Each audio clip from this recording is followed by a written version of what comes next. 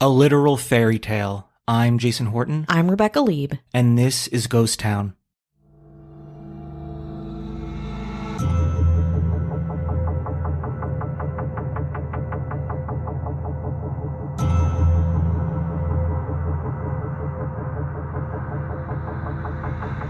Tomorrow is St. Patrick's Day, and like I've mentioned before, maybe not totally my jam of an American holiday, but there is such a wealth of history around Ireland that, I'm warming up to it. I mean, maybe a couple more green jello shots. Who knows what'll happen? But today, we're going to talk about an interesting case, something that I've been thinking about for a while, something that's very appropriate to where we are right now, a tale that includes fairies, feminism, fraud, and of course, murder, and more fairies. Today we're talking about the death of Bridget Cleary, the Irish fairy wife.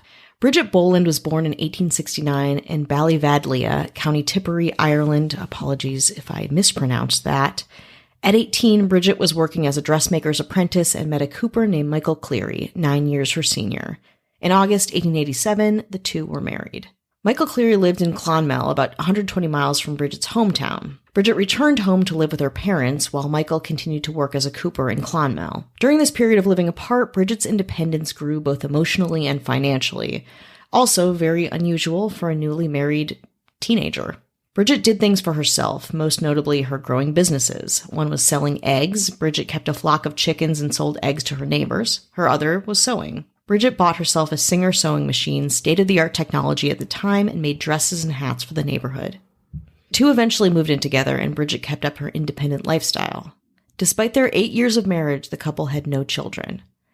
Following the death of Bridget's mother, the Clearys found themselves responsible for Bridget's elderly father, Patrick Boland. The two were regarded as relatively in love and doing all right for themselves, again welcoming in family, and Bridget's cousins soon moved close by. Everything felt pretty good, pretty normal, pretty healthy. Bridget was outspoken, resourceful, fashionable, and friendly. But one other thing to note about her was that she was super into fairy folklore. Irish society at the time was rife with a mix of Christian and pagan ideologies. If you missed it, check out our last episode on the Hell Caves to learn more about the birth of Halloween, another story also well within the intersection of Christianity, fairies, and death. Fairy belief in particular was pretty common. Children grew up with little fairy tale rituals like leaving fairies food on a table or saying bless them whenever fairies were mentioned. When something went wrong, you blamed fairies. If something went right, maybe fairy luck. Bridget would visit places with heavy fairy folklore. She may have visited such a spot on Monday, March 4th, 1895, an old settlement known as a fairy fort, which is, in Irish culture, a place fairies would hang out and make magic. Also, culturally, not a great place to go if you were a human wary of fairies. Superstition had it that fairies did not like to be surprised or disturbed. Bridget often visited the fort, and she likely spent time there before one of her egg deliveries. The very next day, Bridget became ill, shivering and complaining of, quote, a raging pain in her head. Was it her long commutes during her egg deliveries or something else? Nobody quite knew. Her doctor wasn't able to visit until the following Wednesday, and by then Bridget's husband Michael and her father were both desperate to get anyone to see her. The doctor eventually came and diagnosed Bridget with a, quote, nervous excitement and slight bronchitis. But Michael was convinced it wasn't that at all. In his own words, Michael thought Bridget had gotten, quote, too fine, and that she was, quote, 2 inches taller than before. At some point, Michael says, he developed the belief that Bridget had been replaced by a fairy changeling as she passed near the fairy fort days before. So why the fuck did Michael, a grown man, think his wife turned into a mythological creature? It might have been a friend of his priest by the name of Jack Dunn. A 55-year-old Dunn was a local storyteller, kind of shamanistic grifter pseudo-doctor. You can probably tell how I feel about this guy. So after the doctor came, a priest visited, who decided to administer Bridget's last rites in case things went south. The priest talked to Dunn, who urged him to act immediately, or the real Bridget would be lost forever. Quote, it is not your wife in there, Dunn reminded him. Dunn sent Michael to a man named Dennis Gainey to help bring his wife back from the fairy world. Yes, Michael took his advice and visited the local fairy doctor the following morning. Michael came back with a mixture of herbs that he boiled in milk and forced Bridget to drink it, while Dunn and 3 male cousins pinned her down in the bed. Relatives outside the house heard someone, likely Michael, shouting, "Take it, you witch, or I'll kill you." The men threw urine at her and shook her, yelling, quote, "Away with you, come home, Bridget Boland, in the name of God." It was chaos. Michael would ask his wife to answer her name 3 times. Are you Bridget Boland, wife of Michael Cleary, in the name of God? The men then brought her to the fireplace and held her over the grate. Fire was known to drive away fairies, while they repeated the questioning. Many other friends and family who came to check on poor Bridget witnessed some of this ordeal, but everyone was too scared to do anything about it. By midnight Thursday night, Bridget was, quote, wild and deranged, according to her cousin, but Michael and his men had stopped torturing her.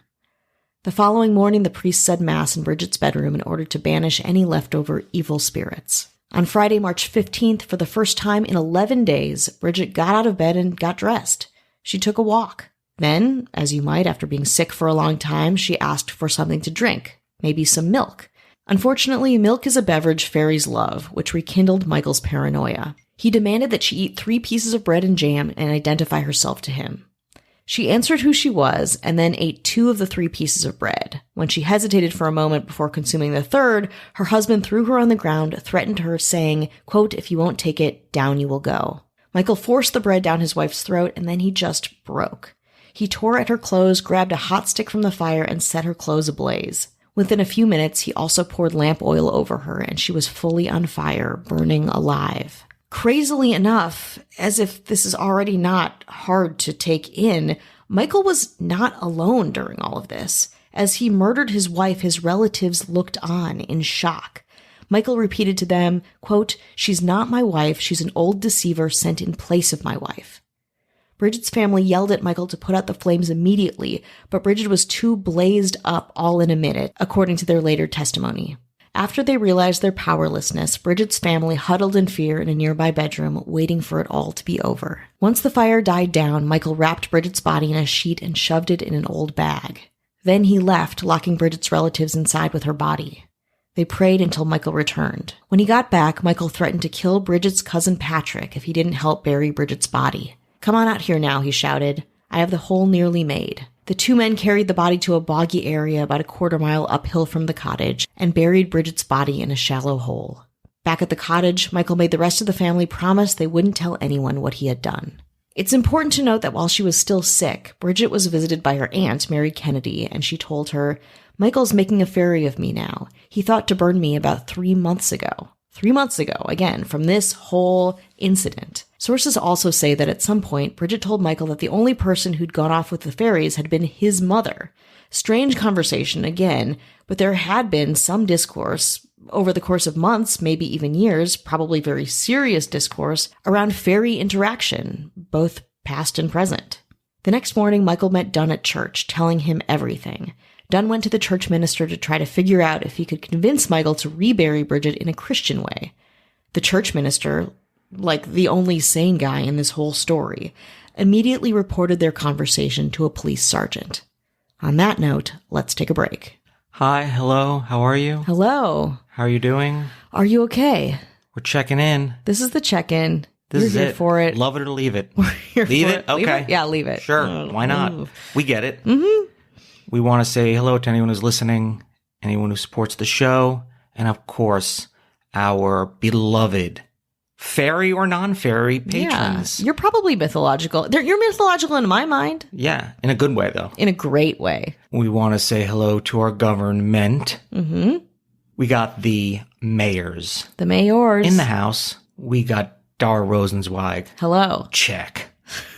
We got David Bull. Hello. Check. Oh, we're doing checks now. I like it. Switching it up. We got Ashley Matson. Hello. Check.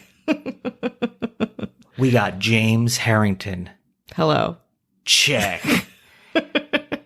And the new kid on the block. Oh. What up? New law enforcement in a good way.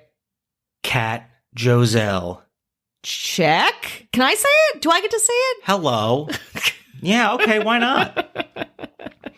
It's Freaky Friday on Wednesday. Woo! So if you want early access, bonus episodes, no ads or any of this chit chat, Oh, garbage talk. go to patreon.com/ghosttownpod. Well, before I came here, I went and visited the Lincoln Heights jail. Mm-hmm. Not far from where we are right now. Mm-mm. And what's significant about this jail is it is very abandoned, very haunted. Wow. So I went, took some pictures, tried to see inside as much as I could. You really can't, but it is still like it's Art Deco. It's like, it's a landmark status. Yeah. And, filming location of like the boiler scene in Nightmare on Elm Street. Hell yeah. And many other that I'll talk about and we'll talk about in a future episode. We need a little abandoned, a little haunted. Yeah. A little LA all wrapped into one. Let's get back to it. A little teaser for a future episode. I like it. Yeah. So. Coming attraction. You know what I mean? Let that eat at you. Day in. Until it consumes you. And day out. It was I'll tell you, it's very I expected it, if it was going to look the way it was going to look, because, the pictures, you don't know what changes. It was very quiet. Like, I expected there to be there'd be some bikes that rode by, but it was just like extremely, I was like, why are there not more people here just like hanging out, I guess? I think sometimes you expect that in LA, people are just using it as a place to hang out. I don't know, but no, it was just super quiet. Ooh, so that's also, again, we've talked a little bit about this, how you maybe are a little bit sensitive to energy, even saying that I feel like a white woman, but like, I don't know. Did you feel weird there? Did you have like a strange or just quiet? It was very quiet. And I found myself like kind of turning around, looking over my shoulder a lot, maybe expecting there to be people or something like that. I found myself doing that a lot. And listen, who knows? It was probably something maybe I was just kind of manifesting in my mind. But yeah, the energy there is weird. And it's like a nice day out, too. It's not like it's gloomy or anything. It's a beautiful day.